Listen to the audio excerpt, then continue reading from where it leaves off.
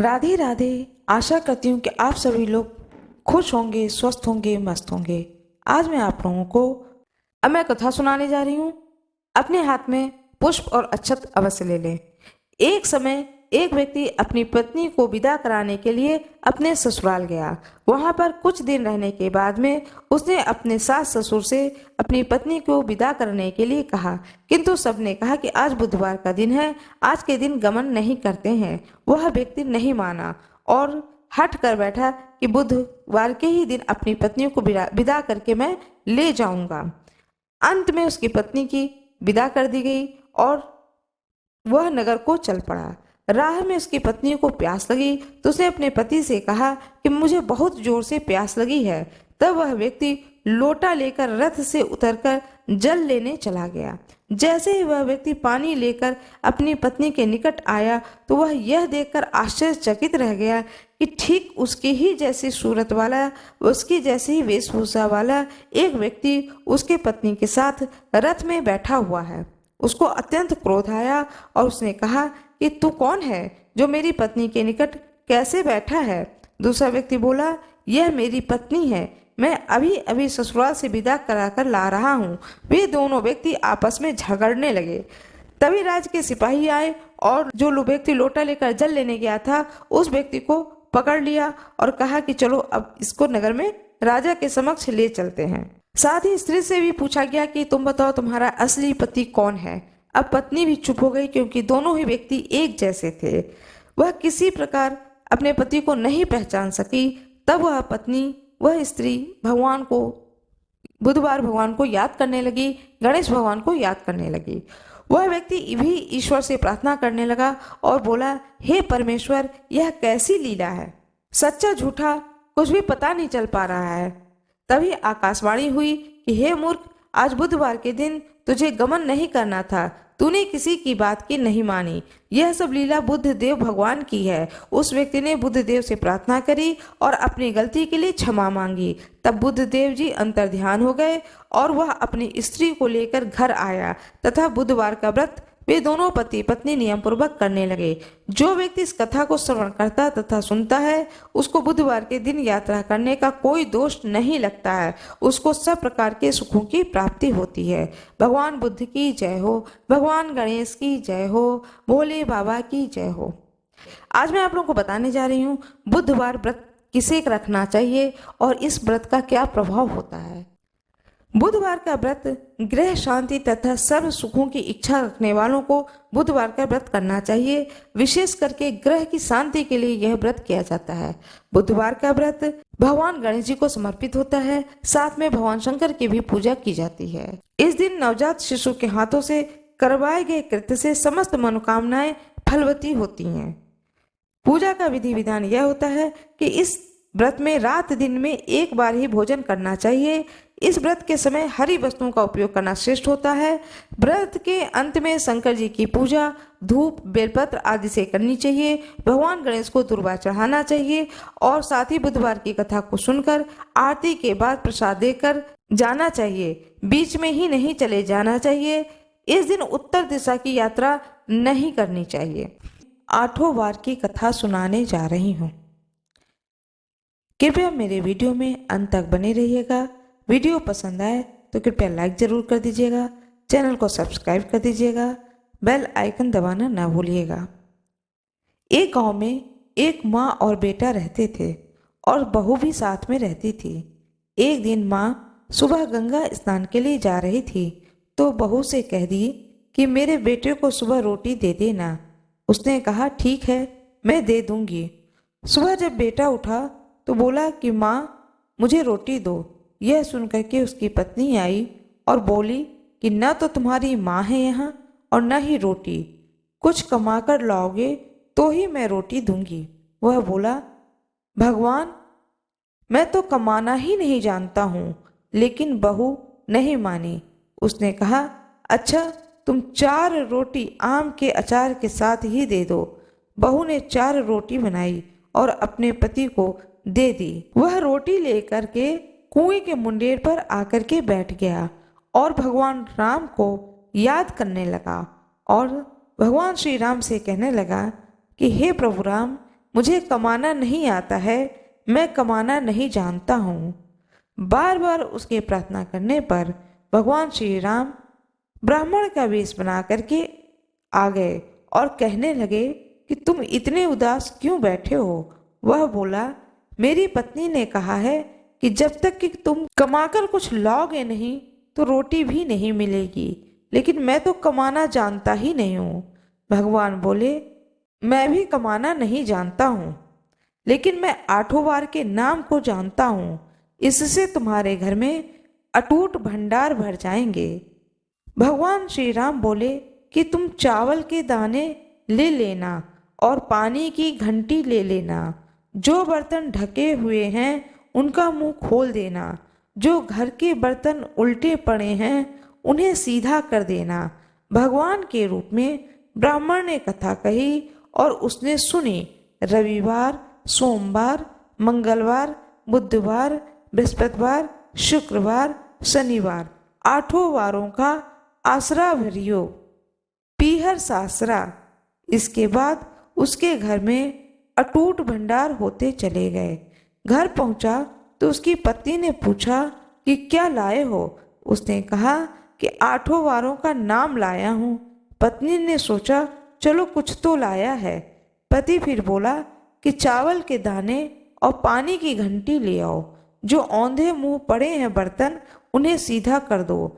जो ढके हुए रखे बर्तन उनका मुंह खोल दो।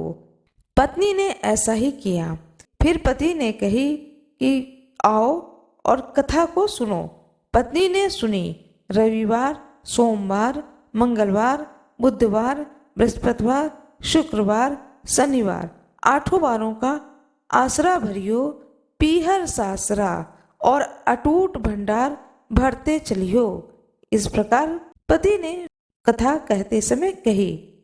इस प्रकार से उसके घर में अटूट भंडार भरने लगे। अपनी पत्नी से एक दिन उसने कहा कि मैं अपनी बेटी से मिलने जा रहा हूँ।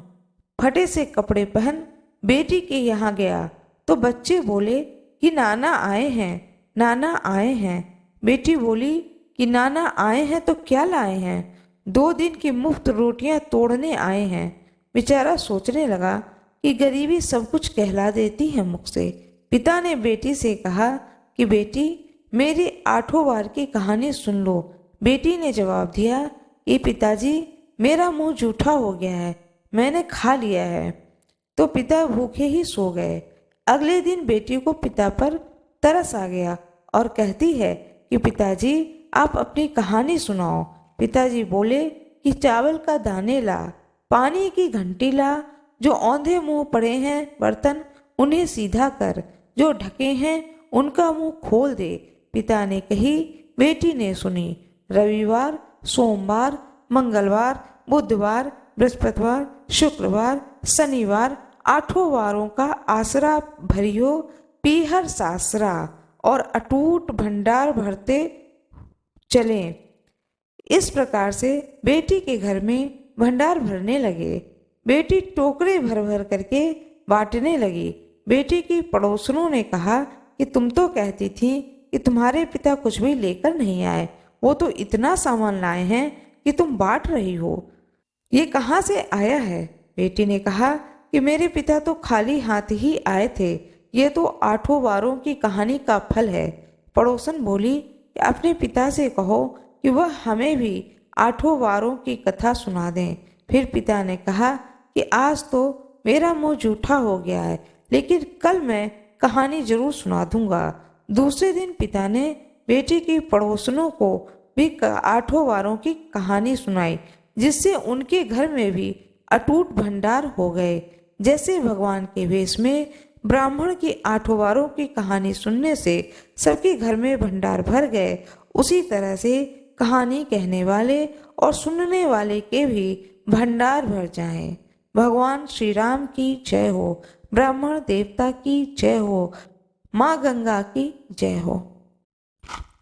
जय श्री कृष्ण।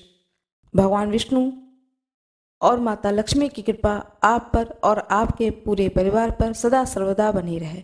आज मैं आप लोगों को कथा सुनाने जा रही हूँ श्री कृष्ण जन्माष्टमी की। भाद्रपद कृष्ण पक्ष की अष्टमी को जन्माष्टमी का त्योहार मनाया जाता है। इस तिथि को रात के 12 बजे मथुरा के राज्य में कंस की जेल में वासुदेव जी की पत्नी देवी देवकी के गर्भ से भगवान श्री कृष्ण का जन्म हुआ था। इस तिथि को रोहिणी नक्षत्र का विशेष महत्व है। इस दिन देश के समस्त मंदिरों में झांकियां सजाई जाती हैं। भगवान कृष्ण का श्रृंगार करके झूला झुलाया जाता है। स्त्री पुरुष रात के 12 बजे तक व्रत रखते हैं। रात को 12 बजे शंख तथा घंटों की आवाज से श्री कृष्ण के जन्म की खबर चारों दिशाओं में गूंज उठती है। भगवान कृष्ण की आरती उतारी जाती है और प्रसाद वितरण किया जाता है। प्रसाद ग्रहण करके व्रत को खोला जाता है। श्री कृष्ण जन्माष्टमी की कथा। द्वापर युग में पृथ्वी पर राक्षसों के अत्याचार बढ़ने लगे। पृथ्वी गाय का रूप धारण कर अपनी कथा सुनाने के लिए तथा अपने उद्धार के लिए ब्रह्मा जी के पास गई। ब्रह्मा जी ने सभी देवताओं को साथ लेकर पृथ्वी को विष्णु के पास क्षीर सागर में ले गए। उस समय भगवान विष्णु अनंत शैया पर शयन कर रहे थे। स्तुति करने पर भगवान की निद्रा भंग हो गई। भगवान ने ब्रह्मा एवं समस्त देवताओं को देखकर उनके आने का कारण पूछा तो पृथ्वी बोली, भगवान, मैं पाप के बोझ से दबी जा रही हूँ, मेरा उद्धार कीजिए। यह सुनकर विष्णु भगवान बोले, मैं ब्रजमंडल में वासुदेव देवकी के गर्भ से जन्म लूंगा। तुम सब देवतागण ब्रजभूमि में जाकर यादव वंश में अपना शरीर धारण करो। इतना कहकर भगवान अंतर्ध्यान हो गए। इसके पश्चात देवता ब्रजमंडल में आकर यदुकुल में नंद यशोदा तथा गोप गोपियों के रूप में पैदा हुए। द्वापर युग के अंत में मथुरा में उग्रसेन राजा राज्य करते थे।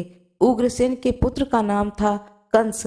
कंस ने उग्रसेन को बलपूर्वक सिंहासन से उतारकर जेल में डाल दिया और स्वयं राजा बन गया। कंस की बहन देवकी का विवाह यादव कुल में वासुदेव के साथ निश्चित हो गया। जब कंस देवकी को विदा कराने के लिए रथ के साथ जा रहे थे तो आकाशवाणी हुई, हे कंस, जिस देवकी को तू बड़े प्रेम से विदा कर रहा है उसका 8वां पुत्र ही तेरा संहार करेगा। आकाशवाणी को सुनकर के कंस को क्रोध आ गया। क्रोध में भरकर देवकी को मारने के लिए तैयार हो गया। उसने सोचा, न देवकी होगी न उसका कोई पुत्र होगा। वासुदेव ने कंस को समझाया कि तुम्हें देवकी से तो कोई भय नहीं है, देवकी की 8वीं संतान से तुम्हें भय है, इसलिए मैं इसका 8वां संतान तुमको दे दूंगा।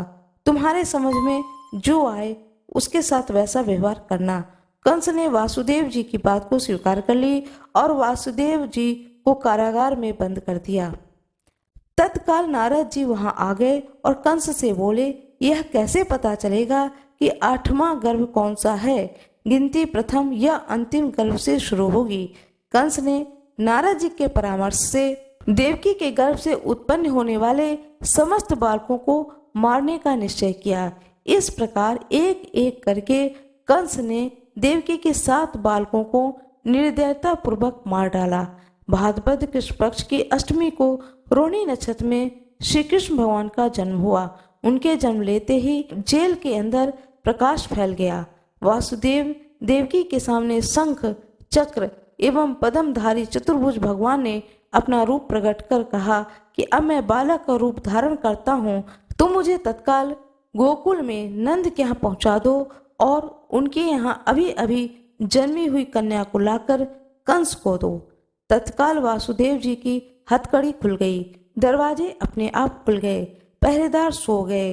वासुदेव जी कृष्ण को सूप में रखकर गोकुल को चल दिए। रास्ते में श्री कृष्ण के चरणों को स्पर्श करने के लिए यमुना जी बढ़ने लगीं।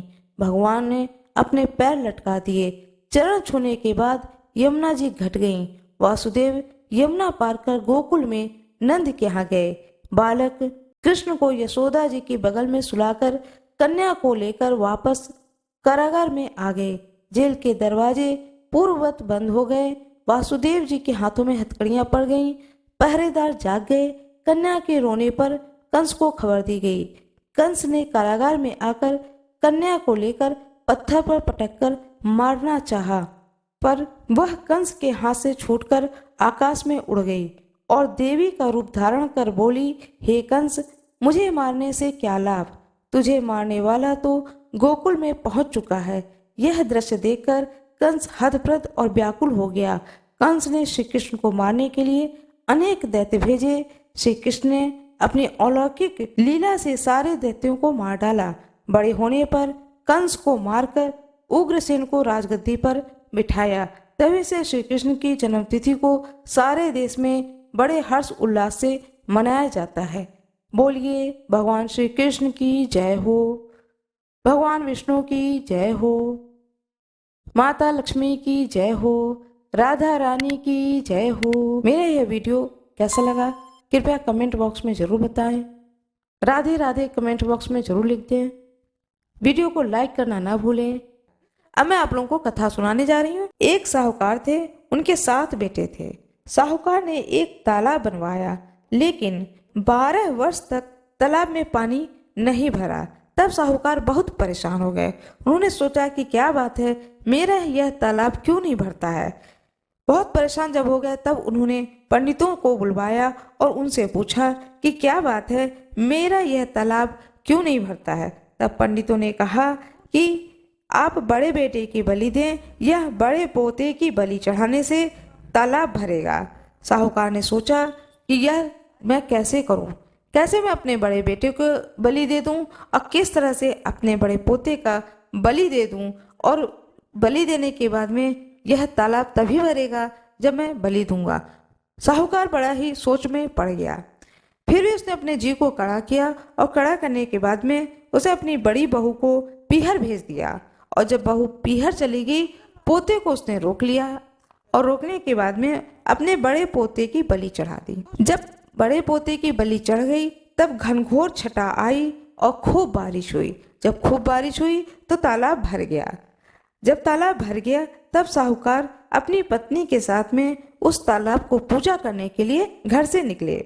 जब घर से निकलने लगे तब साहूकार ने अपनी दासी से बोले कि गौवा धनुआ चने मोट, गौवा धनुआ उनका कहने का अर्थ था चने मोट को बना ले। साहूकार की गाय के बच्चे का नाम भी ग्यूला धनुआ था।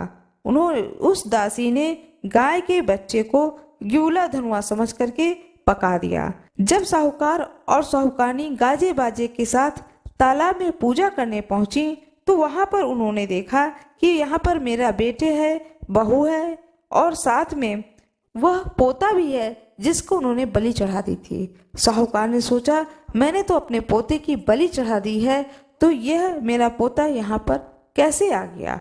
वह पास में जाकर देखा तो देखा कि मेरे पोता जो कि गोबर से बिल्कुल सना हुआ है, पूरे शरीर में उसके गोबर लिपटा हुआ है और वह भी पानी में तालाब में कूद रहा है जैसे सभी बच्चे तालाब के पानी में कूद रहे हैं। इसको देख करके साहूकार बहुत ही चकित हुआ, उसे बड़ा ही आश्चर्य हुआ।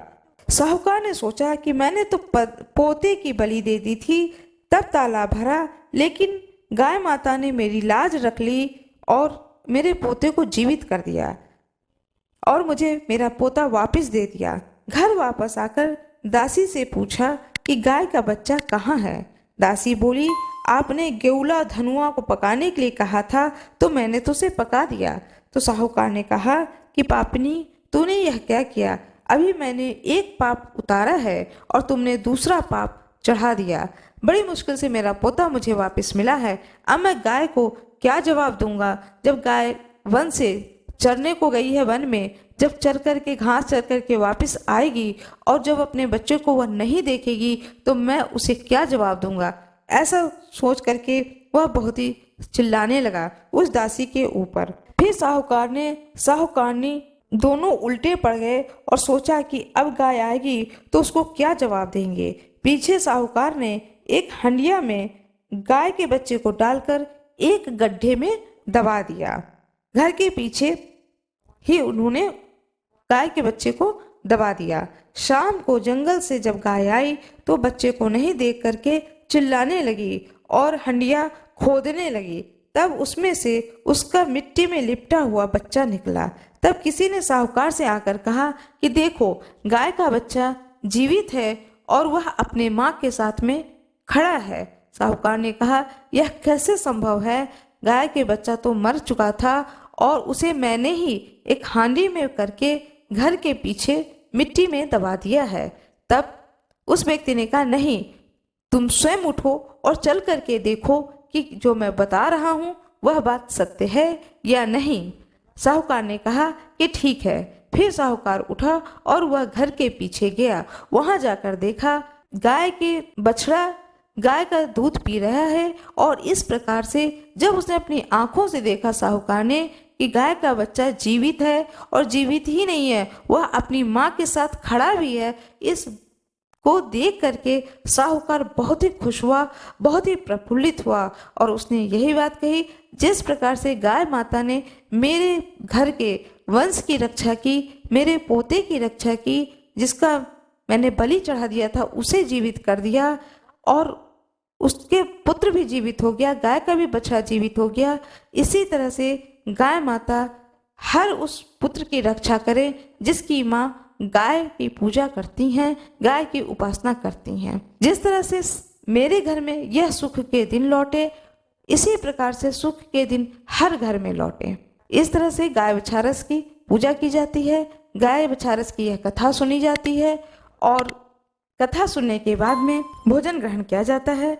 मेरा ये वीडियो कैसा लगा कृपया कमेंट बॉक्स में जरूर बताएं। वीडियो को लाइक करना ना भूलें, चैनल को सब्सक्राइब करें। कुमकुम चंदन लेपित लिंगम अष्टदरिद्र विनाशक लिंगम तत्प्रणमामि सदा शिवलिंगम तत्प्रणमामि सदा शिवलिंगम। श्री शिवाय नमस्तोभ्यम। एक नगर में एक ब्राह्मणी रहती थी। उसके पति का स्वर्गवास हो गया था। उसका अब कोई आश्रयदाता नहीं था, इसलिए प्रातः होते ही वह अपने पुत्र के साथ भीख मांगने निकल पड़ती थी। भिक्षाटन से वह स्वयं वह पुत्र का पेट पालती थी। एक दिन ब्राह्मणी घर लौट रही थी तो उसे एक लड़का घायल अवस्था में कराहता हुआ मिला। ब्राह्मणी दयावश उसे अपने घर ले आई। वह लड़का विदर्भ का राजकुमार था। शत्रु सैनिकों ने उसके राज्य पर आक्रमण करके उसके पिता को बंदी बना लिया था और राज्य पर नियंत्रण कर लिया था, इसलिए वह राजकुमार इधर उधर भटक रहा था। राजकुमार ब्राह्मण पुत्र के साथ ब्राह्मणी के घर में रहने लगा। तभी एक दिन अंशुमति नामक एक गंधर्व कन्या ने उस राजकुमार को देखा तो वह उस पर मोहित हो गई। अगले दिन अंशुमति अपने माता पिता को राजकुमार से मिलाने लाई। उन्हें भी राजकुमार पसंद आ गया। कुछ दिनों के बाद अंशुमति के माता पिता को शंकर भगवान ने स्वप्न में आदेश दिया कि राजकुमार और अंशुमति का विवाह करा दिया जाए। उन्होंने जैसा कहा वैसा ही अंशुमति के माता पिता ने किया। ब्राह्मणी प्रदोष व्रत करती थी। उस व्रत के प्रभाव से गंधर्व राज की सेना की सहायता से राजकुमार ने विदर्भ से शत्रुओं को खदेड़ दिया और पिता के राज्य को पुनः प्राप्त किया और आनंद पूर्वक रहने लगा। राजकुमार ने ब्राह्मण पुत्र को अपना प्रधानमंत्री बनाया। ब्राह्मणी के प्रदोष व्रत के महात्म्य से जैसे राजकुमार और ब्राह्मण पुत्र दोनों ही के दिन फिरे, वैसे ही भगवान शंकर अपने दूसरे भक्तों के दिन भी फेरते हैं। भोलेनाथ के अभिषेक, रुद्राभिषेक और श्रृंगार का विशेष महत्व है। इस दिन सच्चे मन से भोलेनाथ की पूजा करने से मनोवांछित फल की प्राप्ति होती है। कोई भी लड़का या लड़की अपने शादी विवाह में जो भी अड़चने आ रही हैं अथवा संतान प्राप्ति की इच्छा से इस दिन पंचगव्य से महादेव का अभिषेक करना चाहिए। वहीं ऐसे जातक जिन्हें लक्ष्मी जी की प्राप्ति और कैरियर में सफलता की कामना हो, उन्हें दूध से अभिषेक करने के बाद शिव जी पर फूलों की माला अर्पित करनी चाहिए। मान्यता है कि ऐसा करने से भोलेनाथ अत्यंत प्रसन्न होते हैं और मनोकामना की पूर्ति करते हैं। हर हर महादेव। ओम नमः शिवाय। भगवान गणेश की जय हो, भोले बाबा की जय हो, माता पार्वती की जय हो। हर हर महादेव। मेरा ये वीडियो कैसा लगा कमेंट बॉक्स में अवश्य बताएं। कमेंट बॉक्स में हर हर महादेव अवश्य लिख दें। अनंत चतुर्दशी की कथा सुनाने जा रही हूँ। हाथ में पुष्प और अक्षत ले लें। महाराज युधिष्ठिर ने जब राजसूय यज्ञ किया तब उस समय मंडप इतना मनोरम बनवाया कि जल स्थल की भिन्न प्रतीत ही नहीं होती थी। कहीं से टहलते टहलते दुर्योधन भी यज्ञ मंडल पर आ गया और द्रौपदी ने यह देखकर उपहास कर दिया कि अंधों की संतान अंधी ही होती है। यह बात उसके हृदय में बाण जैसे लगी तथा बदला लेने की मन में दुर्योधन ने ठान लिया। कुछ दिनों बाद ही उसने पांडवों को बुलाकर द्वित क्रीड़ा में परास्त किया। हार होने पर उसने प्रतिज्ञा अनुसार 12 वर्ष का वनवास दिया। एक दिन भगवान कृष्ण जब मिलने गए तभी युधिष्ठिर ने यह सब वृतांत सुनाया और उसे दूर करने का उपाय पूछा। तब भगवान कृष्ण बोले कि विधि पूर्वक अनंत भगवान का व्रत करो, तुम्हारा खोया राज्य पुनः प्राप्त हो जाएगा। उसके बाद श्री कृष्ण ने कथा सुनाई। प्राचीन काल में एक सुमंत नामक ब्राह्मण के सुशीला नाम की एक कन्या थी। ब्राह्मण ने बड़ी होने पर उसका विवाह कौंडिल्य ऋषि के साथ कर दिया। कौंडिल्य ऋषि सुशीला को लेकर अपने आश्रम की ओर चले। रास्ते में ही संध्या हो गई। ऋषि नदी के किनारे संध्या करने लगे। सुशीला ने देखा कि वहीं पर बहुत सी स्त्रियां किसी देवता की पूजा कर रही हैं। तब उसने पास जाकर पूछा कि आप सब किसकी पूजा कर रही हैं। तभी सभी ने सुशीला को अनंत व्रत की महिमा बताई। सुशीला ने उसी व्रत का अनुष्ठान किया और 14 गांठे वाली डोरा हाथ में बांधकर ऋषि कौंडिल्य के पास आई। कौंडिल्य ने सुशीला के हाथ में बंधे डोरे का रहस्य पूछा। सुशीला ने जब हाल कह सुनाया, कौंडिल्य ऋषि ने डोरा तोड़कर अग्नि में डाल दिया। इससे भगवान अनंत का अत्यंत अपमान हुआ। परिणाम यह हुआ कि ऋषि सुखी न रह सके और उनकी धन दौलत समाप्त हो गई। तब उन्होंने सुशीला से इसका कारण पूछा तो सुशीला ने अनंत डोरे की याद दिलाई। कौंडिल्य ऋषि पश्चाताप करने लगे और पश्चाताप से उद्विग्न होकर डोरे के लिए वन को चले गए। वन में काफी दिनों तक घूमते घूमते वे एक दिन भूमि पर गिर पड़े। तब अनंत भगवान ने उन्हें दर्शन दिया और बोले कि हे कौंडिल्य, तुमने मेरा तिरस्कार किया था, तभी से तुम्हें इतना कष्ट भोगना पड़ा। ज्ञान हो गया हो तो अब घर जाकर अनंत का अनुष्ठान 14 वर्षों तक करो। इससे तुम्हारा दुख दारिद्र्य मिट जाएंगे तथा धन धान्य से संपन्न हो जाओगे। कौंडिल्य ने घर पर जाकर 14 वर्षों तक अनंत भगवान का व्रत एवं अनुष्ठान करा, जिससे कि वह सुखी व संपन्न हो गए। भगवान विष्णु की जय हो, माता लक्ष्मी की जय हो। एक बहुत ही रोचक कथा है रामायण में, जिससे पता चलता है कि भगवान विष्णु और भगवान शिव दोनों में कितना गहरा प्रेम संबंध है। भगवान विष्णु कितना आदर करते हैं, सम्मान करते हैं भगवान शंकर को, और जो कोई भी भगवान शंकर की पूजा करता है उससे भगवान विष्णु बहुत ही प्रसन्न होते हैं। जैसा कि आप सभी लोग जानते हैं, आपने भी सुना होगा कि नारद जी एक बार जाते हैं विष्णु लोक में और जाके भगवान विष्णु से कहते हैं कि हे नारायण, मैंने कामदेव को जीत लिया है। जब उनके इस शब्द को भगवान विष्णु सुनते हैं तो उन्हें लगता है कि मेरे भक्त को अभिमान हो गया है, और वह मन में सोचते हैं कि भक्त को अभिमान नहीं होना चाहिए, यह अच्छी बात नहीं है। ऐसा सोच करके वह नारद जी को कोई जवाब नहीं देते हैं। नारद जी बड़े खुशी भाव से विष्णु लोक से बाहर आ जाते हैं और मन में सोचते हैं कि देखो मैंने कामदेव को जीत लिया है। जैसे ही वह विष्णु लोक से बाहर आते हैं, देखते हैं बहुत ही सुंदर एक नगर है। वो मन में सोचते हैं मैंने इस नगर को तो पहले कभी नहीं देखा।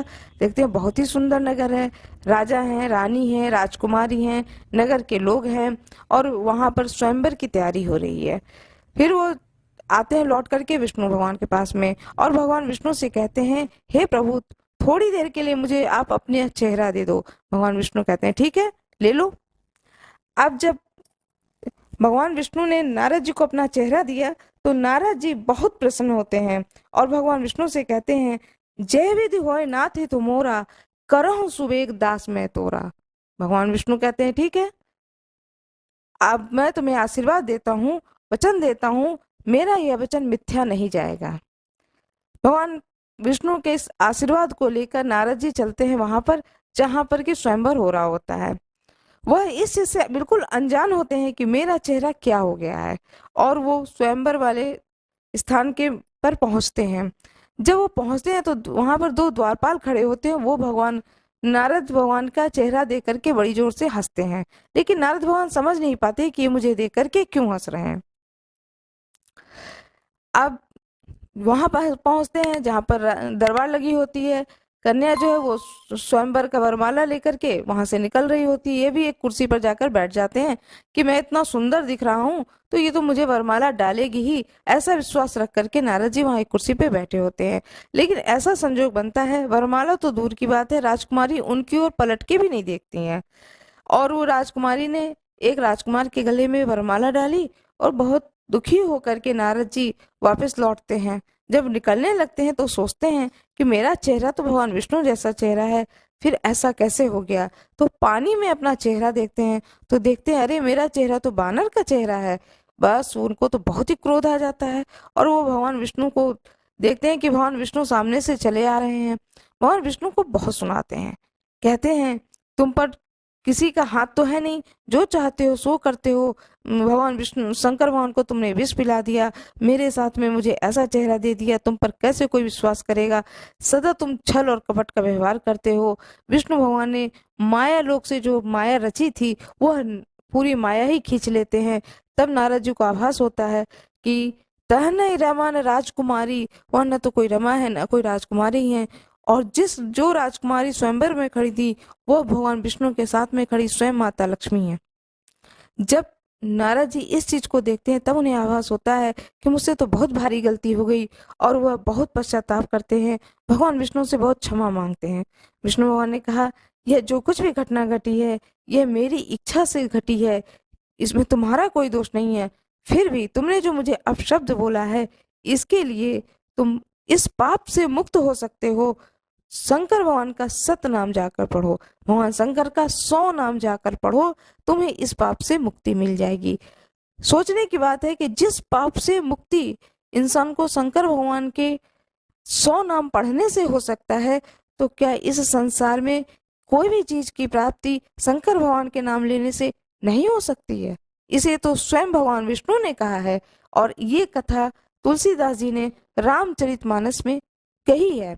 गणेश कथा अपने हाथ में अक्षत लें, पुष्प ले लें और कथा को बड़े ही भावपूर्वक सुने, कथा का रसपान करें।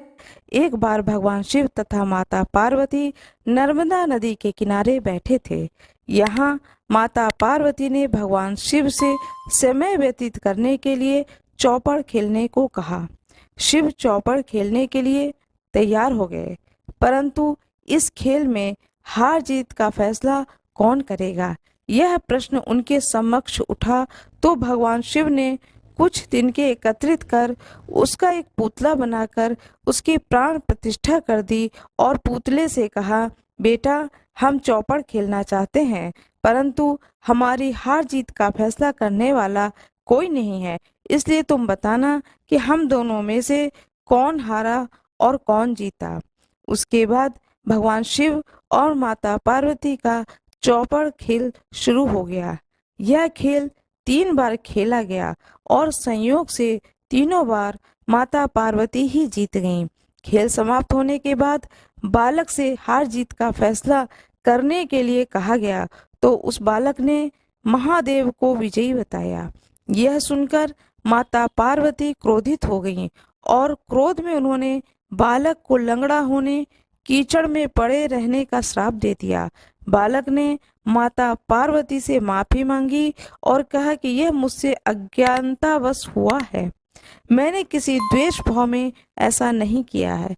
बालक द्वारा क्षमा मांगने पर माता ने कहा, यहाँ गणेश पूजन के लिए नाग कन्याएं आएंगी, उनके कहे अनुसार तुम गणेश व्रत करो, ऐसा करने से तुम मुझे प्राप्त करोगे।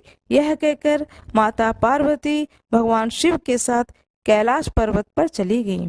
1 वर्ष के बाद उस स्थान पर नाग कन्याएं आईं। तब नाग कन्याओं से श्री गणेश के व्रत की विधि मालूम करने पर उस बालक ने 21 दिन लगातार गणेश जी का व्रत किया। उसकी श्रद्धा से गणेश जी प्रसन्न हुए। उन्होंने बालक को मनोवांछित फल मांगने के लिए कहा। उस पर उस बालक ने कहा, हे विनायक, मुझ में इतनी शक्ति दीजिए कि मैं अपने पैरों से चलकर अपने माता पिता के साथ कैलाश पर्वत पर पहुंच सकूं और वे हम मुझे देख करके प्रसन्न हों। तब बालक को वरदान देकर श्री गणेश अंतर्ध्यान हो गए। इसके बाद वह बालक कैलाश पर्वत पर पहुंचा और कैलाश पर्वत पर पहुंचने की अपनी कथा उसने भगवान शिव को सुनाई। चौपड़ वाले दिन से माता पार्वती शिव जी से विमुख हो गई थीं। अतः देवी के रुष्ट होने पर भगवान शिव ने भी बालक के बताए अनुसार 21 दिनों तक श्री गणेश का व्रत किया। इस व्रत के प्रभाव से माता पार्वती के मन से भगवान शिव के लिए जो नाराजगी थी वह समाप्त हो गई। यह व्रत विधि भगवान शंकर ने माता पार्वती को बताई। यह सुनकर माता पार्वती के मन में भी अपने पुत्र कार्तिकेय से मिलने की इच्छा जागृत हुई। तब माता पार्वती ने भी 21 दिनों तक श्री गणेश का व्रत किया तथा दूर्वा फूल और लड्डुओं से गणेश जी की पूजा और अर्चना की। व्रत के 21वें दिन कार्तिकेय जी स्वयं माता पार्वती जी से मिलने आ गए। उस दिन से श्री गणेश चतुर्थी का यह व्रत समस्त मनोकामनाओं की पूर्ति करने वाला व्रत माना जाता है। इस व्रत को करने से मनुष्य के सारे कष्ट दूर होकर मनुष्य को समस्त सुख सुविधाएं प्राप्त होती हैं।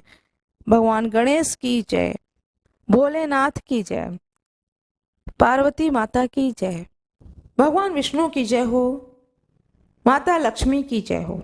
बृहस्पतिवार की कथा मैं सुनाने जा रही हूँ। इस दिन बृहस्पतिवार को भगवान विष्णु जी की पूजा होती है और यह व्रत सुख और वैभव के लिए किया जाता है। पूजन का विधान इस प्रकार है। बृहस्पतिवार के दिन जो कोई भी व्रत करते हैं वह एक समय ही भोजन करते हैं। पीले वस्त्र को धारण करना चाहिए, पीले पुष्प को भगवान को चढ़ाना चाहिए, भोजन में चने की दाल होना चाहिए, नमक नहीं खाना है। इस दिन पुरुषों को बाल या दाढ़ी नहीं बनवानी चाहिए, स्त्रियों को बाल नहीं धोने चाहिए। पीले रंग के फूल का माला भगवान विष्णु को चढ़ाना चाहिए, पीले कपड़े भगवान विष्णु को चढ़ाना चाहिए, पीले चंदन से भगवान को तिलक करना चाहिए। पूजन के पश्चात कथा सुननी चाहिए। जो भी भोग लगाए उसमें चने की दाल हो, मुनक्का हो, गुड़ हो, यह भोग लगाया जाता है। इस व्रत के करने से बृहस्पति भगवान अति प्रसन्न होते हैं। धन तथा अन्न और विद्या व रूपवान पत्नी का लाभ होता है। स्त्रियों के लिए व्रत अति आवश्यक है। इस व्रत में केले का पूजन किया जाता है। कथा सुनाने जा रही हूँ। अपने हाथ में पुष्प और अक्षत ले लें। किसी गांव में एक साहूकार रहता था जिसके घर में अन्न, वस्त्र और धन किसी चीज की कोई कमी नहीं थी, परंतु उसकी स्त्री बहुत ही कृपण थी। किसी भिक्षार्थी को कुछ नहीं देती थी, सारे दिन घर के कामकाज में लगी रहती थी। एक समय एक साधु महात्मा बृहस्पतिवार के दिन उसके द्वार पर आए और भिक्षा की याचना की। स्त्री उस समय घर के आंगन को लीप रही थी। इस कारण साधु महाराज से कहने लगी, हे महाराज, इस समय तो मैं घर लीप रही हूँ, आपको कुछ नहीं दे सकती, फिर किसी अवकाश के समय आना। साधु महात्मा खाली हाथ चले गए। कुछ दिन के पश्चात वही साधु महाराज आए, उसी तरह भिक्षा मांगी। साहूकारनी उस समय लड़के को खिला रही थी। कहने लगी, हे महाराज, मैं क्या करूं, अवकाश नहीं है, इसलिए आपको भिक्षा नहीं दे सकती। तीसरी बार महात्मा आए तो उसने उन्हें उसी तरह से टालना चाहा, परंतु महात्मा जी कहने लगे कि यदि तुमको बिल्कुल ही अवकाश हो जाए तो मुझको भिक्षा दोगी। साहूकार की पत्नी कहने लगी, हाँ महाराज, यदि ऐसा हो जाए तो आपकी बड़ी कृपा होगी। साधु महात्मा जी कहने लगे कि अच्छा, मैं एक उपाय बताता हूँ। तुम बृहस्पतिवार के दिन चढ़ने पर उठो, सारे घर में झाड़ू लगाकर कूड़े को एक कोने में जमा करो, घर में चौका इत्यादि मत लगाओ। फिर स्नान आदि करके घर वालों से कह दो कि उस दिन सब हजामत अवश्य बनवाएं। रसोई बनाकर चूल्हे के पीछे रखा करो। सामने कभी भी खाना बना करके चूल्हे के सामने नहीं रखना है, चूल्हे के पीछे खाना बना करके रखो। सायंकाल को अंधेरा होने के बाद दीपक जलाया करो तथा बृहस्पतिवार को पीले वस्त्र मत धारण करो, न पीले रंग की चीजों का भोजन करो। यदि ऐसा करोगी तो तुम्हारे घर का कोई भी काम तुम्हें नहीं करना पड़ेगा। साहूकारनी ने कहा कि ठीक है महाराज, और उसने ऐसा ही किया। बृहस्पतिवार के दिन जब दिन चढ़ आया तब वह उठी, झाड़ू लगाकर कूड़े को घर में जमा कर दिया। पुरुषों ने हजामत बनवाई, भोजन बनवाकर चूल्हे के पीछे रख दिया। वह सब बृहस्पतिवार को ऐसा करती रही। अब कुछ काल बाद उसके घर में खाने को दाना न रहा। थोड़े दिनों में महात्मा फिर आए और भिक्षा मांगी, परंतु सेठानी ने कहा कि महाराज, मेरे घर में खाने को अन्न नहीं है, तो मैं आपको क्या दे सकती हूँ। तब महात्मा ने कहा कि जब तुम्हारे घर में सब कुछ था तब भी तुम कुछ नहीं देती थी, अब पूरा पूरा अवकाश है तब भी कुछ नहीं दे रही हो, तुम क्या चाहती हो। तो वह बोली। तब सेठानी ने हाथ जोड़कर प्रार्थना की कि महाराज, अब कोई ऐसा उपाय बताओ कि मेरे पहले जैसे धन धन मेरे घर में भर जाएं। अब मैं प्रतिज्ञा करती हूँ कि अवश्य ही जैसा आप कहेंगे वैसा ही करूंगी। तब महात्मा जी ने कहा कि बृहस्पतिवार को प्रातः काल उठकर स्नान आदि से निवृत्त होकर घर को गौ के गोबर से लीपो तथा घर के पुरुष हजामत ना बनवाएं, भूखों को अन्न जल देती रहना, ठीक सायंकाल दीपक जलाओ। यदि ऐसा करोगी तो तुम्हारी सब मनोकामनाएं भगवान बृहस्पति जी की कृपा से पूर्ण होंगी। सेठानी ने ऐसा ही किया और उसके घर में धन धन वैसा ही भर गया जैसे पहले था। इस प्रकार बृहस्पति भगवान की कथा से अनेक प्रकार के सुख भोगकर दीर्घ काल तक जीवित रही। भगवान बृहस्पति की जय हो, महात्मा जी की जय हो। अब मैं दूसरी कथा सुनाने जा रही हूँ। जो आपके हाथ में पुष्प है, चावल है, उसे भगवान बृहस्पति भगवान के सामने, प्रतिमा के सामने अर्पित कर दें। लक्ष्मी माता की जय हो, भगवान विष्णु की जय हो। मेरा यह वीडियो कैसा लगा कृपया कमेंट बॉक्स में जरूर बताएं। वीडियो को लाइक जरूर कर दें। कृपया वीडियो को सब्सक्राइब जरूर कर दें। बेल आइकन दबाना न भूलें। जो कोई भी इस वीडियो पर नए हों वीडियो को लाइक जरूर करें। धन्यवाद।